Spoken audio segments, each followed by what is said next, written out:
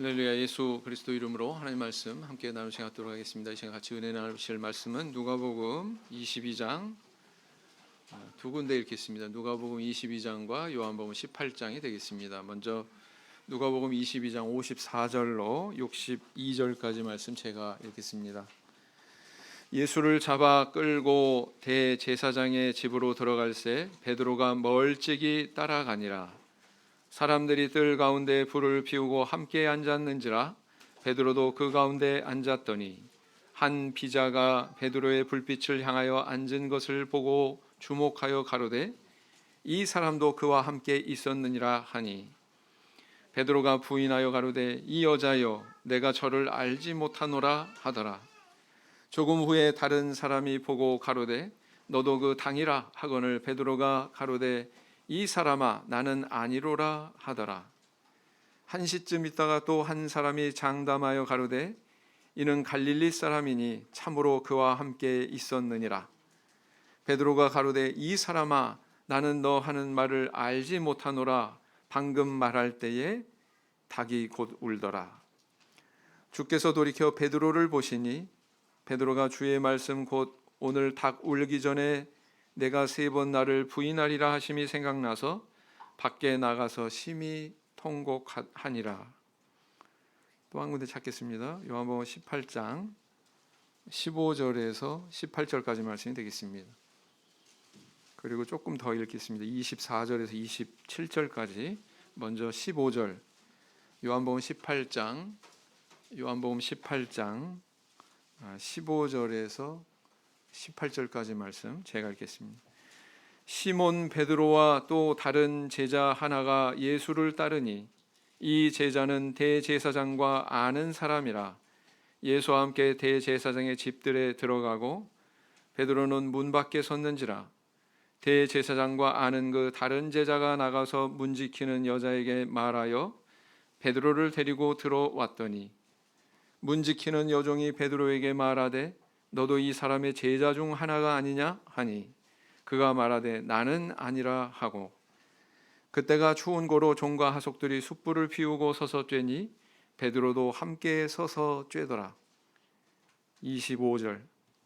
시몬 베드로가 서서 불을 쬐더니 사람들이 묻되 너도 그 제자 중 하나가 아니냐.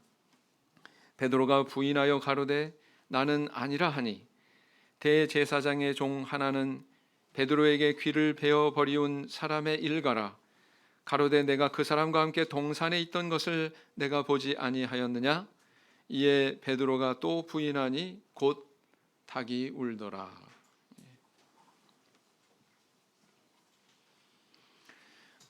지금은 이제 초등학교 이렇게 이야기하지만 제가 어렸을 적에 초등학교를 다닐 때는 그때는 명칭이 좀 달랐죠. 국민학교. 우리 연세가 지긋하신 우리 성도님들은 좀 이제 고개를 끄덕이시는데 그럴 때가 있었죠. 그때는 청소를 지금처럼 이렇게 뭐 외주를 줘가지고 다른 사람들이 하는 것이 아니라 담임 선생님과 어린 학생들이 같이 힘을 합해서 곧 청소를 하기도 하고 그랬죠. 제가 초등학교 다닐 때 대청소하는 날이었습니다. 담임 선생님은 어린 학생들이 창문을 깨끗이 닦기에는 아직 좀 너무 어리고 뿐만 아니라 또 위험하기도 하고, 그러니까 창문은 내가 닦아야 되겠다. 그리고 다른 청소구역은 다 어린 학생들한테 할당을 해줬습니다. 야, 너는 가서 빗자루질 해라. 너는 가서 대걸레질 해라.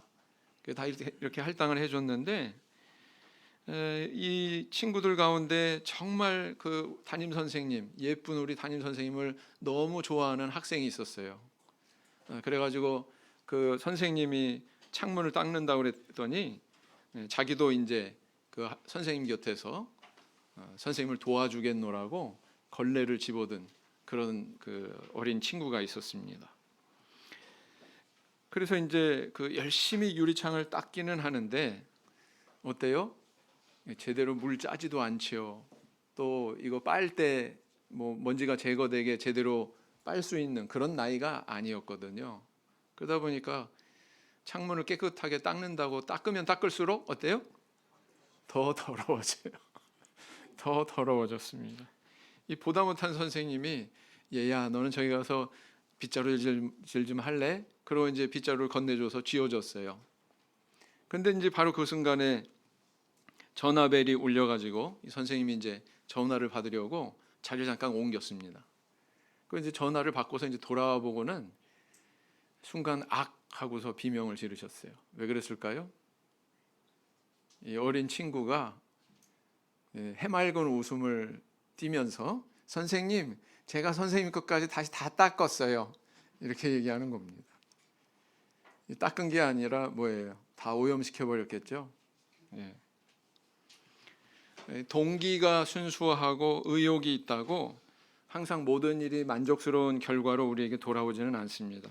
오히려 의욕이 과하면 과할수록 상황은 어그러지고 더 꼬이는 경우가 있지요. 어린아이와 같은 그런 분별력이 없을 때에 우리는 그런 경험들을 많이 하곤 합니다. 이 어린아이처럼 말이죠. 근데 우리 신앙도 그래요. 우리 신앙도 성숙하지 못하고 어린아이 수준의 그런 신앙을 계속 머물게 되면, 그런 자리에 머물게 되면 우리도 그럴 수 있다는 것입니다. 심지어는 이 성경을 살펴보면 예수님을 따르는 제자들도 그러했어요, 안 했어요? 그러했습니다.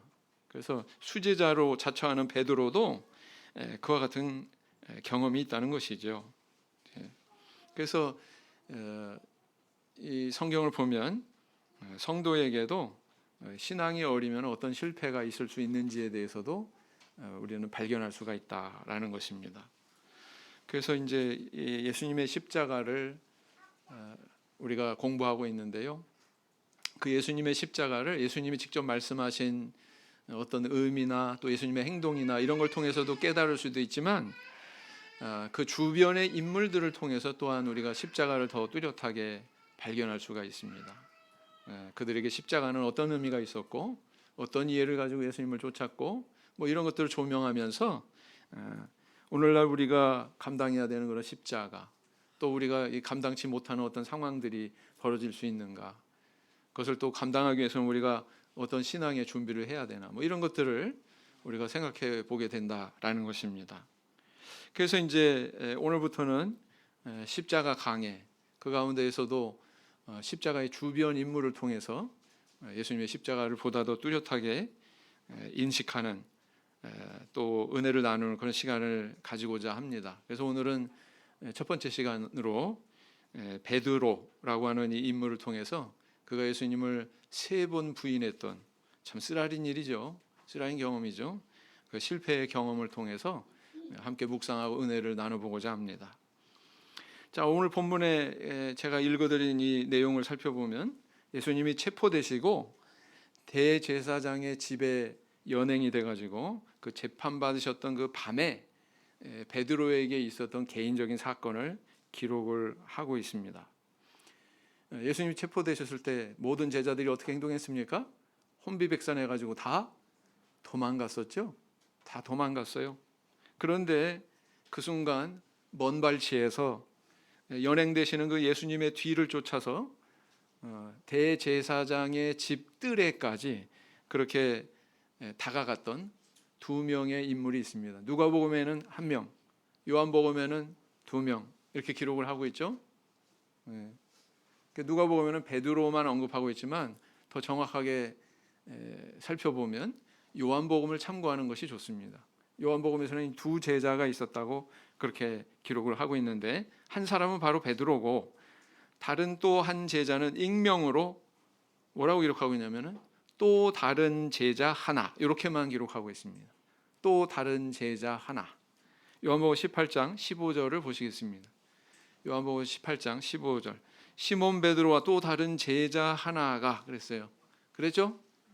네. 이게 누굴까요? 누굴까요? 바로 요한복음을 기록한 요한입니다. 요한이에요. 이 경험의 현장, 이 경험의 현장에 있는 사람이 이걸 썼을 거 아니에요. 누가보다 더 자세하게 요한은 이 현장을 기록을 하고 있는데 자기가 경험했으니까 그걸 직접 이렇게 기록하겠죠. 그렇지 않겠습니까? 요한이다라는 것입니다. 이 요한은 대제사장 집과 지인 관계에 있었어요. 그로 인해서 대제사장의 집들까지도 마음대로 드나들 수 있었고, 심지어는 베드로조차 이 사람의 이 관계를 통해서 뜰에까지 인도할 수가 있었던 것입니다. 그런데 이 베드로는 그렇게 들어선 대제사장의 집들에서 정말 어떻게 생각하면 평생 기억하고 싶지 않은, 그러나 항상 기억이 떠오르게 되는 그런 신앙의 실패를 경험하게 되더라라는 것입니다. 자, 베드로가 이 현장에서 이렇게 3번이나 예수님을 부인하게 되는데요. 베드로의 이와 같은 실패의 모습은 사실은 베드로에게 한정되는 게 아닙니다. 다른 제자도 그럴 수 있었고, 그리고 또 오늘날 우리도 그런 자리에 있을 수 있어요, 없어요? 있을까요, 없을까요? 우리도 그런 자리에 있을 수 있다는 것입니다.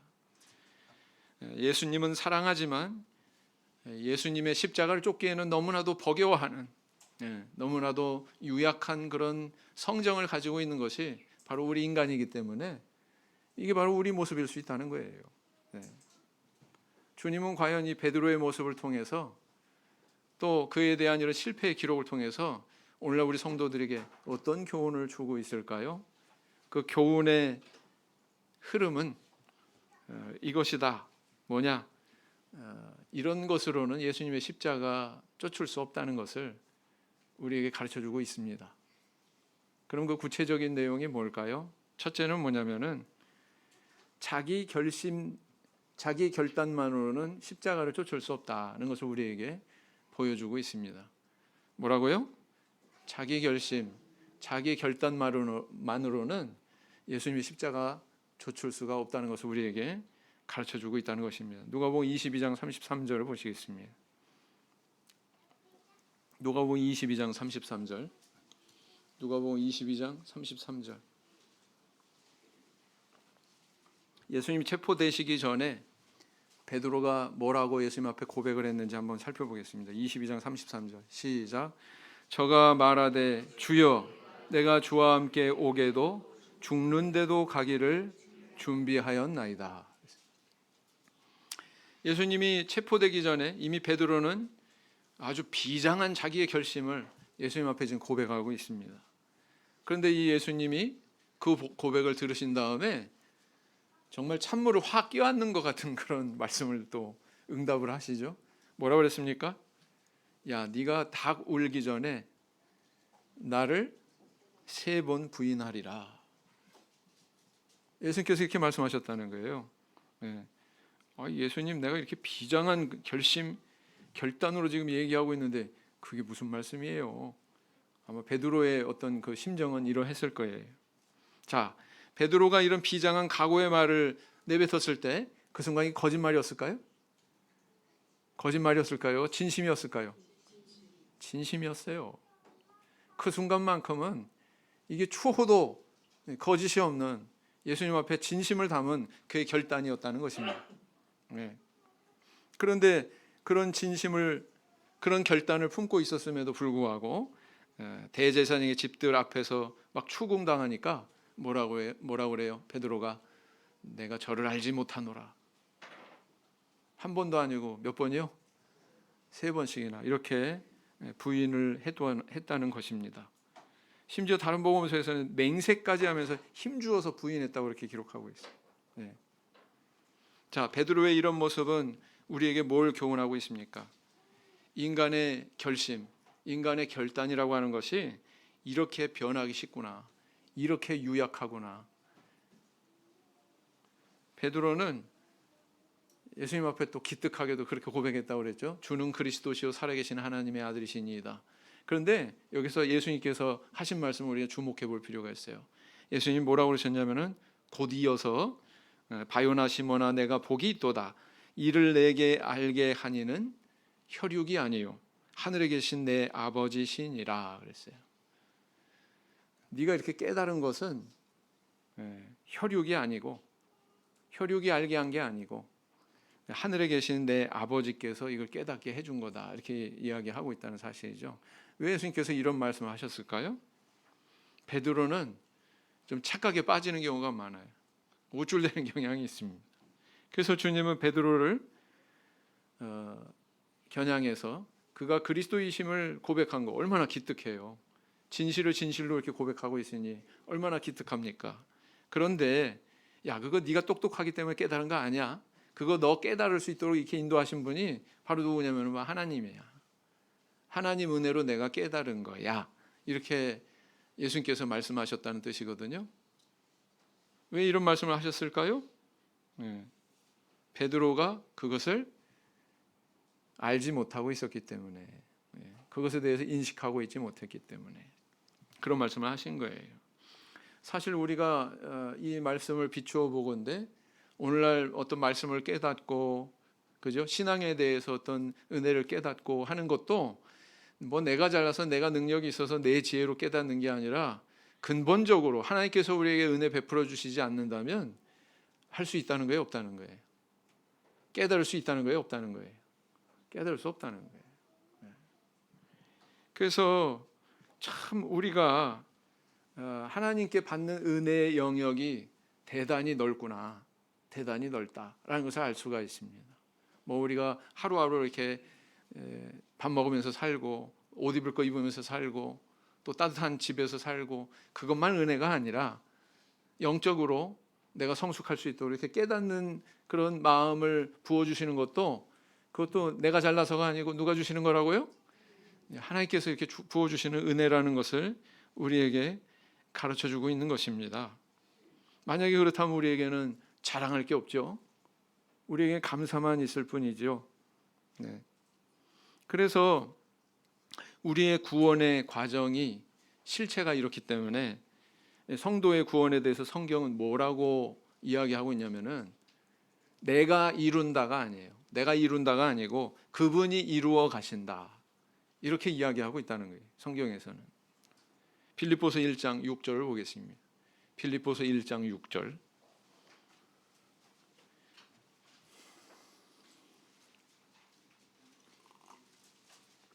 빌립보서 1장 6절. 빌립보서 1장 6절. 같이 읽겠습니다. 시작. 너희 속에 착한 일을 시작하신 이가 그리스도 예수의 날까지 이루실 줄을 우리가 확신하노라. 착한 일을 시작하신 이가, 이건 무슨 의미입니까? 착한 일을 시작하셨어요. 우리 성도님들 안에 여러분들 구원하시는 그 일이죠. 근데 그것을 그리스도 예수의 날까지 이루실 줄을 우리가 아노라, 이렇게 얘기하고 있어요. 그 다음 또 한 구절 보겠습니다. 데살로니가전서 5장 24절. 데살로니가전서 5장 24절.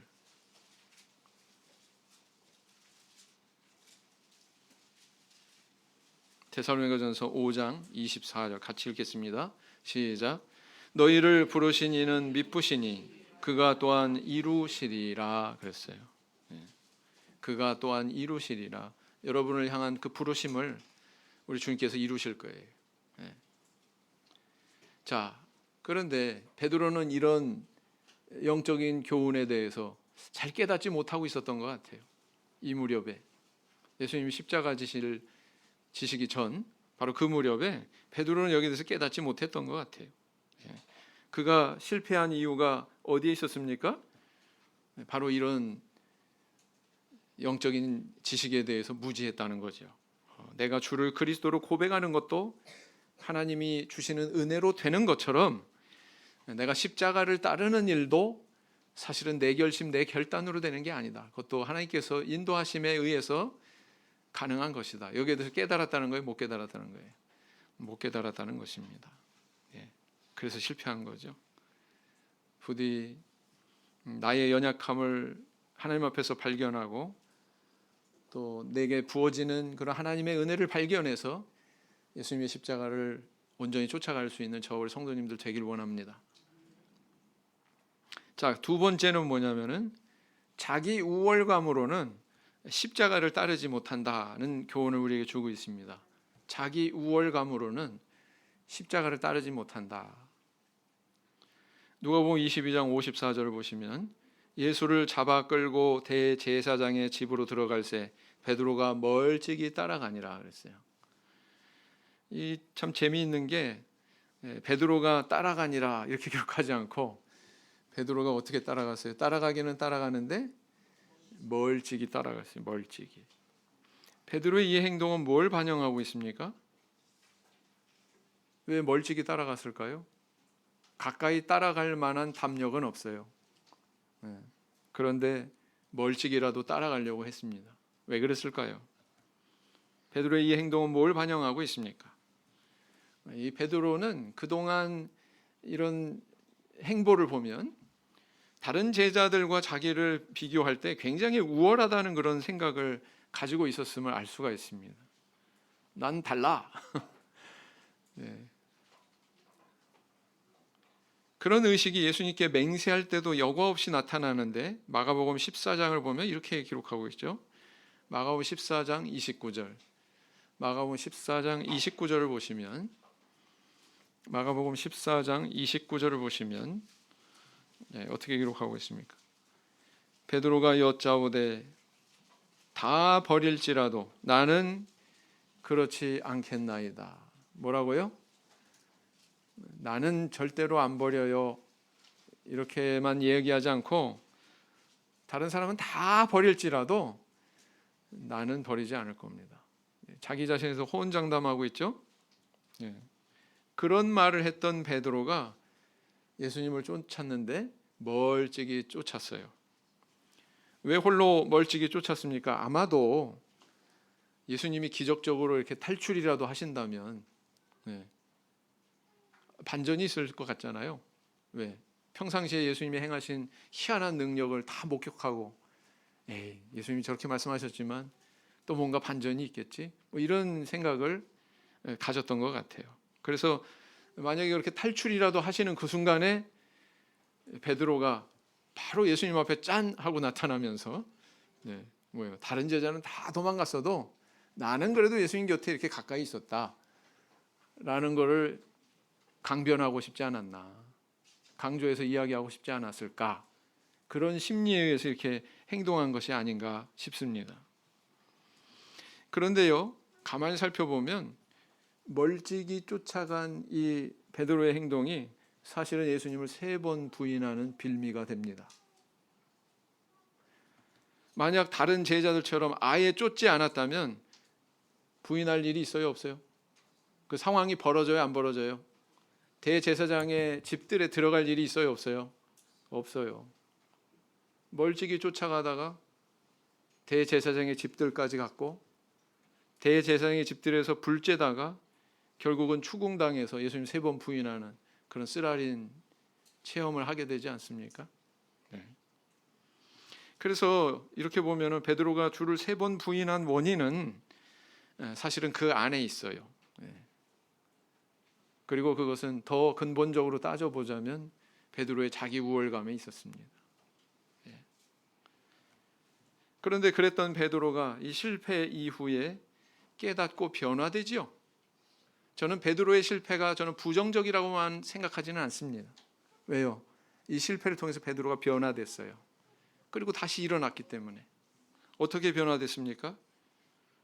이 부활하신 예수님이 제자들과 디베리아 바닷가에서 갈릴리 호수에서 다시 만났을 때 베드로에게 말씀하신 내용이 참 흥미로워요.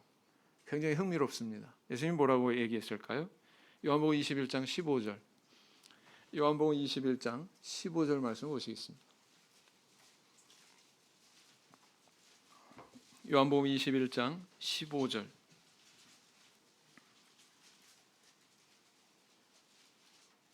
같이 읽겠습니다. 시작.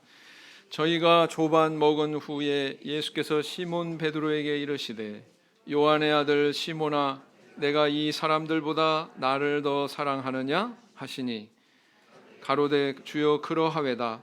내가 주를 사랑하는 줄 주께서 아시나이다. 가라사대 내 어린 양을 먹이라 하시고 그랬어요.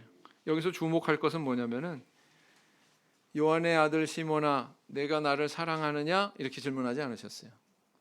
요한의 아들 시몬아 내가 이 사람들보다 나를 더 사랑하느냐 이렇게 얘기했다는 거예요. 맞죠? 이건 뭘 반영하고 있습니까? 이 표현은 평소 베드로가 이야기할 때 다른 제자들, 다른 사람들하고 비교해 가면서 이야기하는 그 어법을 그대로 예수님이 차용해서 베드로한테 얘기하는 거예요. 너 날 사랑하는데 정말 이 다른 사람들보다 나를 더 사랑하느냐? 전에 같으면 베드로가 뭐라고 대답했겠어요? 뭐라고 대답했겠어요? 과거의 베드로 같으면 네, 당연하죠. 이 사람들보다도 제가 주님을 더 사랑합니다. 이렇게 대답하지 않았을까요? 그런데 이제 태도가 바뀌었어요. 내가 주를 사랑하는 줄 주께서 아시나이다. 이렇게 이야기하고 있죠. 예수님 이미 다 알고 계시잖아요. 제가 주님을 사랑하지 않지는 않죠. 그죠? 베드로가 내가 어느 정도 사랑하는지 거기에서 주님 다 아시잖아요.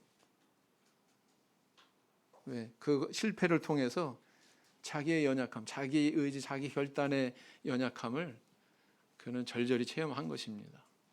그리고는 이렇게 다른 대답이 나오고 있었던 것이죠. 그래서 실패가 결국 부정적인 것만은 아닙니다. 이처럼 베드로 실패의 두 번째 원인, 바로 자신을 남과는 다른 특별한 존재로 여기는 우월감 때문이었다라는 것입니다. 뭐 우월감 가질 일이 뭐 있어요? 사람은 다 똑같더라고요. 나이 들면은 다 멍청해지고요, 그죠? 아무리 석박사해도 뭐 70대 되면은 기억력 감퇴되고요. 자기 물건, 자기 신변 추스리기도 힘들어하는 그런 모습 아닙니까? 그렇죠? 제가 그 알코올 버너를 하나 구매를 했어요. 10,000원짜리. 왜냐하면 커피를 갖다가 이제 끓이려고. 근데 이제 알코올 버너가 알코올을 계속 충전해야 되잖아요. 아, 이거 저기 모 집사님 가정에 애들도 이거 샀다 그러는데 이거 가지고 불장난하면 안 되는데 걱정되네. 그랬는데 제가 이제 거기다 불을 켜고서 이렇게 끓이려고 보니까 알코올 양이 너무 적으니까 어떻게 해요? 충전해야죠. 충전해서 그냥 그 불이 그렇게 켜 있는 상태에서 그냥 알코올을 부었어요. 정말 멍청한 짓 한 거죠. 이게 유리 위였기에 망정이지 뭐 천으로 된 테이블 같으면 막 홀딱 태울 뻔했습니다. 그래요. 참 뭐 잘난 척할 게 아무것도 없다. 인간은 아무리 똑똑해도 어느 순간 실수하고 실수도 자주 하는 그런 연약한 존재입니다. 남보다 우월할 것 없어요. 우리 하나님 앞에 항상 자기 낮추고 하나님의 은혜만 구할 뿐입니다. 우리 신앙의 태도도 역시 그러해야 된다는 것이죠. 이러한 신앙의 모습이 저와 우리 성도님들의 모습이 되길 원합니다. 세 번째는 뭐냐면은 폭력으로 십자가를 따르지 못한다라는 것입니다. 이건 전혀 다른 세계다라는 거예요. 폭력으로 십자가를 따르지 못한다. 누가복음 22장 38절 보겠습니다. 오늘 본문 말씀을 다시 돌아가서 보시면 38절. 저희가 여짜오되 주여 보소서 여기 검 둘이 있나이다. 대답하시되 족하다 하시니라 그랬어요. 자, 예수님께서 이렇게 체포되기 전에 아마 그 상황에 대한 그런 분위기에 대한 인식이 제자들한테 있었던 것 같아요. 야, 우리 선생님을 저 종교 지도자들이 호심탐탐 뭔가 해코지하려고 지금 노리고 있으니까 우리 선생님 지켜줘야 되겠다. 베드로는 이 생각에서도 앞서 있었던 것 같습니다. 그래가지고 예수님 앞에 뭘 보여주면서 준비가 돼 있습니다. 이걸 이야기하고 있냐면은 검 둘이 여기 있나이다. 그러면서 그죠?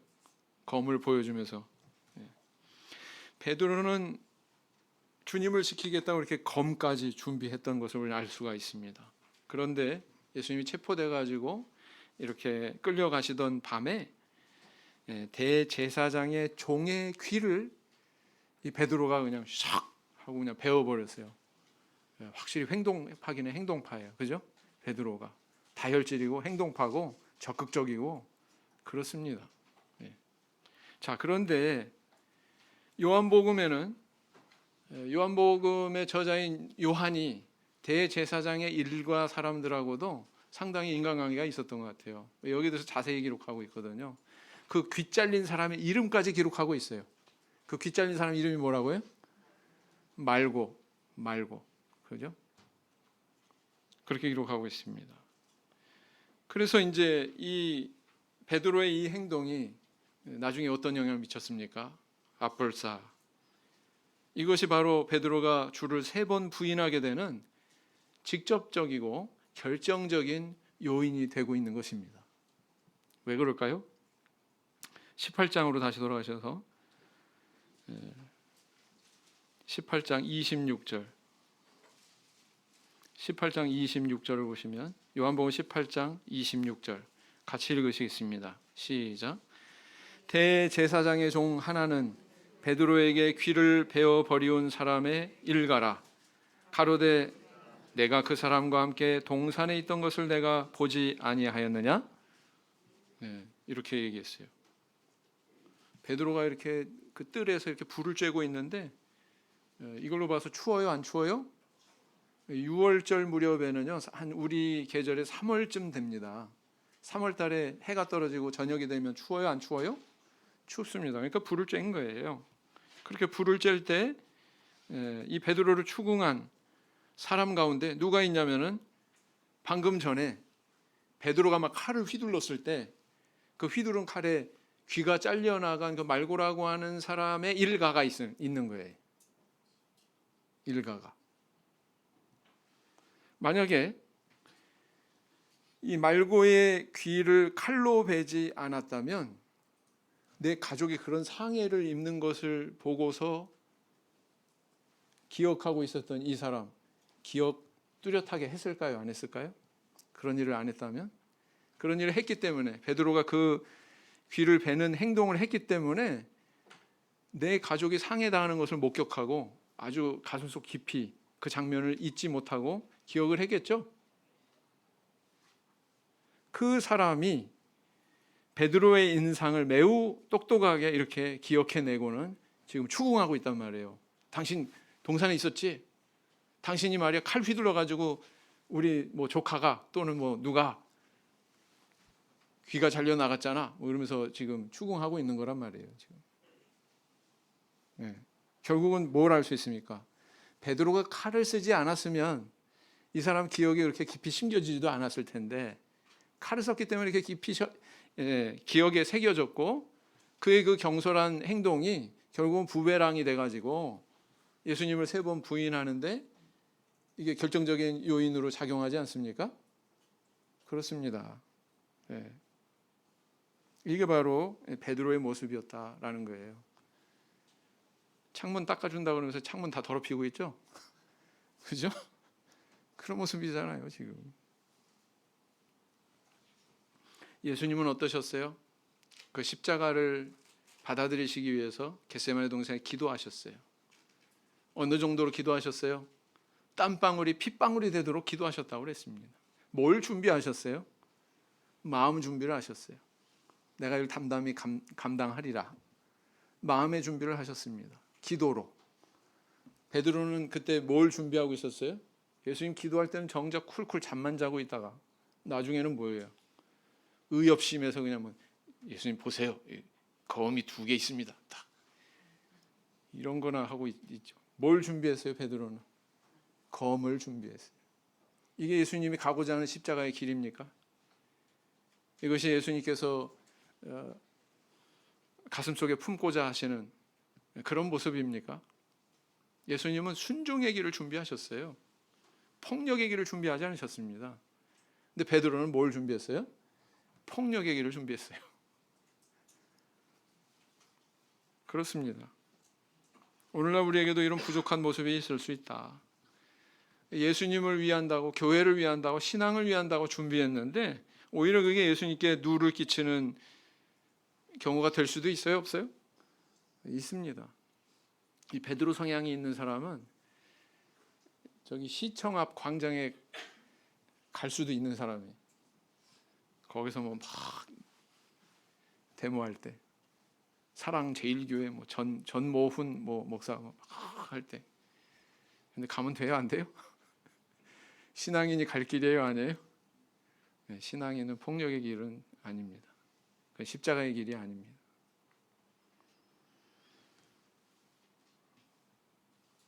주님이 원하시는 것을 준비해야 하고 주님의 생각대로 우리는 길을 가야 되는데 거기서 동떨어질 수가 있어요. 만약에 베드로처럼 이렇게 이런 모습에 머물러 있다면. 우리는 주님을 따르기에 어떤 모습을 가지고 있습니까? 부디 주님처럼 기도해야 될 때 기도로 준비하고, 그죠? 순종의 길을 가야 할 때 기꺼이 순종의 길을 동행할 수 있는 저 우리 성도님들 되길 원합니다. 이처럼 베드로가 주님을 부인하는 실패의 원인에는 이렇게 한 3가지 정도가 발견이 됩니다. 결국 그는 닭이 2번 울기 전에 예수님을 3번 부인하게 되고, 부인하는 그 순간에 예수님께서 누가복음에 뭐라고 이렇게 하셨어요? 예수님이 탁 쳐다보셨어요. 베드로를 탁 쳐다보셨어요. 베드로는 그제서야 예수님께서 말씀하신 대로 내가 닭 울기 전에 이렇게 부인하게 됐구나. 그 앞에서 무슨 얘기를 했겠어요? 베드로는 자기 자신을 발견하고 밖에 나가서 통곡을 합니다. 그래서 지금도 이제 성지순례 가잖아요. 베드로 통곡교회가 있어요. 베드로 통곡교회. 그 대제사장의 집에 그 지붕에 보면 이렇게 닭 문양의 금속 문양이 이렇게 딱 새겨져 있습니다. 안내 표지판에 까만색 닭이 이렇게 그려져 있고 화살표가 이렇게 돼 있어요. 이쪽으로 가면 닭이 있다, 까만색 닭이 있다, 그런 의미가 아니고 베드로 통곡교회가 있다, 이런 뜻입니다. 왜 거기에 닭이 등장하는지 아시겠죠? 그렇습니다.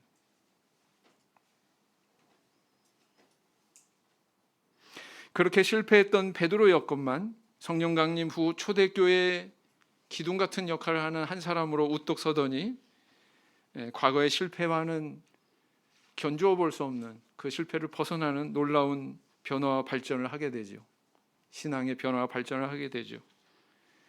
과거에는 대제사장도 아니고 대제사장 여종에게 추궁당할 때 예수님을 3번씩이나 부인했던 베드로가 대제사장이 직접 추궁해도 담대하게 복음을 전하는 그런 놀라운 변화의 모습을 보여주고 있거든요. 사도행전 4장에서요. 한번 찾아보시겠습니다. 사도행전 4장 6절에서 7절까지 말씀이 되겠습니다. 사도행전 4장 6절에서 7절까지 말씀. 사도행전 4장 6절에서 7절까지 말씀 같이 읽겠습니다. 시작. 대제사장 안나스와 가야바와 요한과 알렉산더와 및 대제사장의 문중이 다 참회하여 사도들을 가운데 세우고 묻되 너희가 무슨 권세와 네 이름으로 이 일을 행하였느냐? 여기까지만. 대제사장 안나스와 가야바, 이 인물이 바로 예수님 십자가에 매달은 바로 그 장본인들이에요. 그런데 그 앞에서 서슬퍼런 그 대제사장들 앞에서 베드로가 뭐라고 얘기했냐고 기록이 되어 있냐면 사도행전 4장 12절을 보십시오. 4장 12절. 베드로가 뭐라고 그랬어요? 시작. 다른 이로서는 구원을 얻을 수 없나니 천하 인간의 구원을 얻을 만한 다른 이름을 우리에게 주신 일이 없음이니라 하였더라. 우리 베드로가 달라졌어요. 달라졌어요? 안 달라졌어요? 변화했어요? 안 했어요? 변화했습니다. 이렇게 변화했어요. 참으로 놀라운 변화 아닙니까? 성령 받은 이후에 이렇게 변했던 것입니다. 그래서요, 이 베드로의 신앙의 실패는 결코 이거 부정적인 것만은 아닙니다. 하나님, 우리가 실패할 거 아실까요? 모를까요? 우리가 때로는 시험에 들 거 아실까요? 모를까요? 다 아세요. 베드로 다 알고 계신 것처럼 다 알아요. 중요한 건 뭐냐? 그것을 실패로 인식하는 거, 그게 잘못됐다고 하는 것을 인식하는 거, 그게 중요한 거예요. 그것이 있어야, 그 과정이 있어야 우리는 발전이 있거든요. 그 과정이 있어야 우리는 다시 일어설 수 있거든요. 계속 엎어져 있으면 안 되잖아요. 넘어졌다고. 그런 다시 일어서는 모습을 우리가 베드로를 통해서 발견을 하게 되는 것입니다. 주님께서 왜 이런 모습을 우리에게 보여주셨을까요? 베드로를 샘플로 삼아서, 본보기로 삼아서 왜 우리에게 이런 모습을 보여주고 계실까요? 너희들도 이렇게 신앙생활 하다가 이러이러한 실패의 길을 혹시 경험하더라도 낙심하지 마라. 거기서 다시 일어나서 다시 시작해야 된다는 것입니다. 그 실패를 밑거름 삼아서 다시금 일어서서 신앙의 길을 가야 된다. 그리고 성장해야 된다. 기꺼이 십자가를 뒤쫓을 수 있는 그런 길을 가야 된다. 이렇게 우리에게 교훈하시기 위해서 이 모습을 보여주고 계신 거다라는 것입니다. 미국의 대통령인 한 사람이 있었습니다. 1831년에 사업에 실패했고요. 또 이듬해인 1832년에는 주의회 의원 선거에 낙선했습니다. 또 그 다음 해 33년에는 사업을 했는데 사업이 쫄딱 망했습니다. 그게 망하는 바람에 17년 동안 빚을 갚느라고 죽을 고생을 했습니다. 그리고 나서 1948년에 국회의원 출마를 했는데 또 낙선을 했어요. 1855년 상원의원에 또 낙선을 했습니다. 1856년 부통령 선거에 출마했는데 또 낙선을 했습니다. 맨날 미역국만 마셨어요. 그런데 1860년에 드디어 대통령 선거에 나아가서 대통령이 당선이 됐습니다. 이 사람이 누굴까요? 미국 사람들이 가장 존경한다고 하는 대통령, 16대 대통령 누구예요? 아브라함 링컨. 이 사람의 실패에 대해서 우리는 별로 아는 바가 없지요. 근데 이렇게 실패했어요. 근데 그 실패를 딛고서 이런 미국 사람들이 가장 존경한다고 하는 그런 대통령으로 우뚝 섰다고 하는 사실입니다. 참 놀랍지 않습니까? 실패는 결코 우리 인생의 뒷덜미를 잡지 않습니다. 성도의 신앙의 실패도 결코 우리를 천국에서 멀어지게 하지 않습니다. 다시 일어설 수 있습니다. 7번 넘어져도 8번 다시 일어날 수 있도록 하나님께서 인도하십니다. 믿으십니까? 네, 그런 길을 가야죠. 혹시 신앙에 담 쌓고 넘어진 자리에 있을지라도 우리 성도님들이 그분이 타인이라면 가서 권면하세요. 다시 시작하세요. 다시 가야 됩니다. 일어나야 됩니다. 만약에 나 자신이 그런 자리에 있다면 용기를 내십시오. 힘을 내세요. 다시 일어서서 길을 가야 됩니다. 주님께서 이렇게 보여주셨잖아요. 베드로를 통해서. 베드로나 다른 제자들이나 50보 100보 나나 그들이나 50보 100보 다시 시작해야 되지 않겠습니까? 그게 바로 십자가다. 십자가를 쫓는 길이다 라는 것입니다. 묵상기도 하시겠습니다.